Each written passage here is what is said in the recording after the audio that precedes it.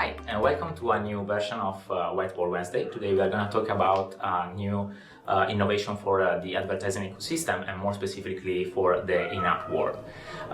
So this is the extension of Ads.txt, and before digging a little bit more into what Ads.txt for in-app looks like, let's try to assess what Ads.txt was trying to solve in the ecosystem itself.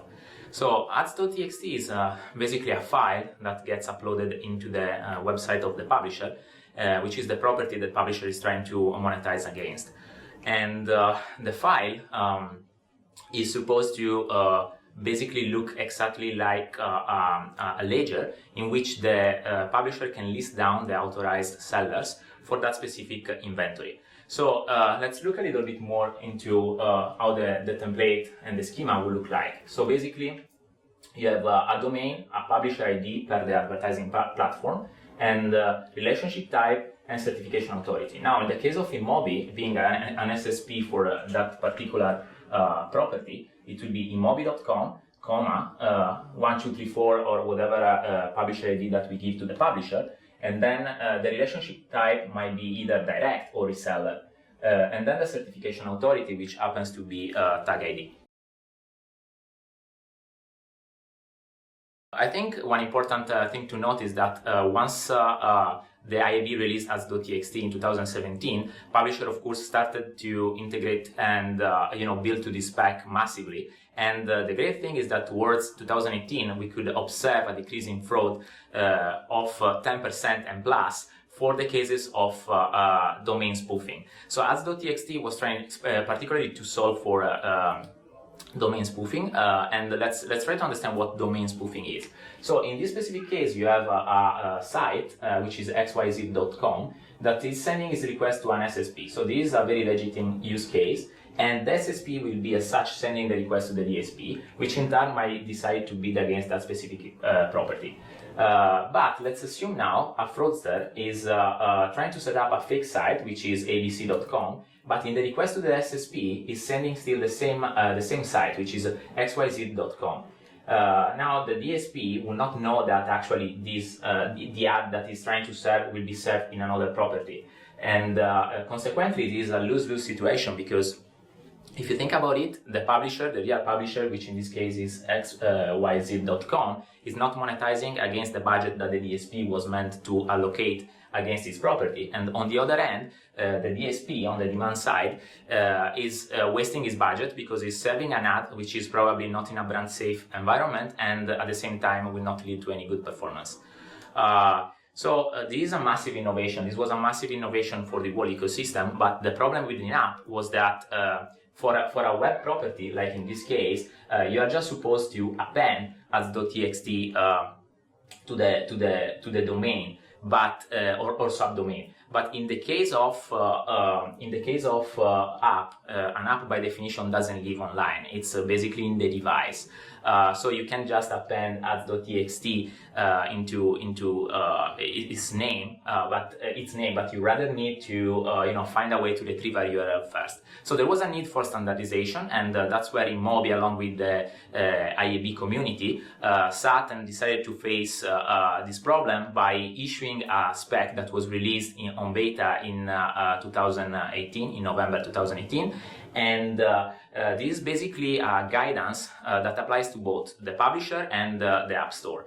So the need from a publisher in this case is just to go on its App Store page in which the apps that he wants to monetize on are hosted, and over there he is supposed to update the seller URL or developer URL field.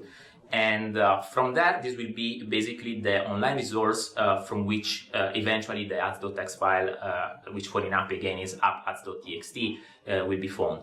The second step that the publisher needs to do is to go practically to that site that again he owns and upload the app-ads.txt file accordingly. Now, from here onwards, the same guidance as the desktop or web ads.txt will apply. So it's exactly the same guidance with some nuances on the subdomain directive, for instance, not being supported anymore. But I would really invite everybody to just go on the IAB repository and take a look more granularly at both ads.txt and the app-Ads.txt guidance. Now, on the other end, for the stores, there is another thing. So obviously IAB, it's important to note that cannot really enforce standards. So IAB tries to give guidance, and then it's up to the stores to, of course, pick up and build to support this. What the IAB community tried to release was a document in which they will describe, IAB will describe how to basically retrieve the same URL for finding the app-Ads.txt. So this happens through 3 new meta tags that the App Store is supposed to support within the head tag of the HTML page of the bundles.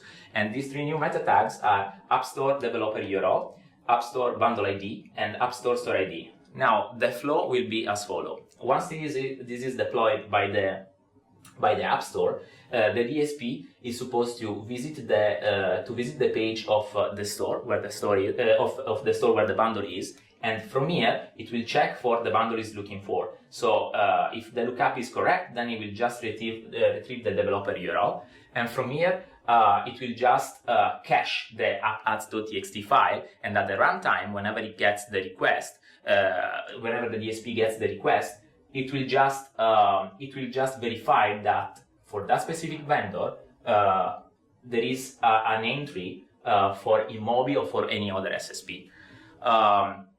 So this is as simple as this, but obviously even if this is a smaller effort in terms of implementation, this might change the whole stack of an app store. So obviously not everybody will be building to this, but it is not a friction, because actually if the store hasn't built to support this, the implementers should just try to look at any other way and methodology to retrieve that seller URL field, which could be through an API that they might expose, or by just parsing the HTML page of the bundle.